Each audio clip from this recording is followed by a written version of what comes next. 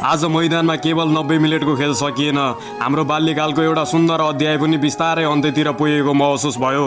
सानो हुँदा जसको एउटा गोलले दिनभर खुसी हुन्थ्यौँ, जसको नामको जर्सी लगाएर आफूलाई विजेता ठान्थ्यौँ, आज उसैलाई हेर्दा आँखाबाट आँसु रोक्न सकिएन। तिमीले हामीलाई केवल फुटबल होइन, सपनामाथि विश्वास गर्न सिकायौ। हजारौं आलोचना आए, सयौं पटक लड्यौ, तर हरेक पटक संसारलाई देखायौ हार मान्नु अपराध होइन, हार मानेर बस्नु अपराध हो। 41 वर्षको उमेरमा पनि देशको झण्डाको लागि अन्तिम साससम्म लड्ने तिम्रो समर्पण देख्दा गर्वले छाती फुल्छ।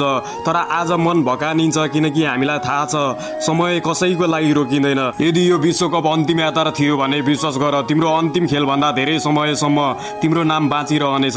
किनकि इतिहासमा ट्रफी मात्र लेखिँदैन, करोडौं मानिसहरूको मन जित्नेहरूले इतिहास बनाउँछन्। एक दिन मैदान खाली हुनेछ, जर्सी अर्को खेलाडीले लगाउनेछ, रेकर्डहरू पनि कुनै दिन टुट्नेछ। तर हाम्रो पुस्ताले फेरि कहिले तिम्रो जस्तो प्रेरणा देख्ने छैन। त्यो खालीपन कसैले भर्न सक्दैन। आजको हार भुलिनेछ, तर तिम्रो सङ्घर्ष, तिम्रो मेहनत, तिम्रो आत्मविश्वास र तिम्रो नाम कहिले मेटिने छैन। धन्यवाद रोनाल्डो, हामीलाई कहिले हार मान्न सिकाएनौ, हामीलाई असम्भवलाई सम्भव बनाउन विश्वास दिलाएकोमा, हामीलाई एउटा सपना दिएकोमा। आज आँखामा आँसु छन्, तर मनमुटुभरि सधैँ एउटै नाम रहनेछ, रोनाल्डो।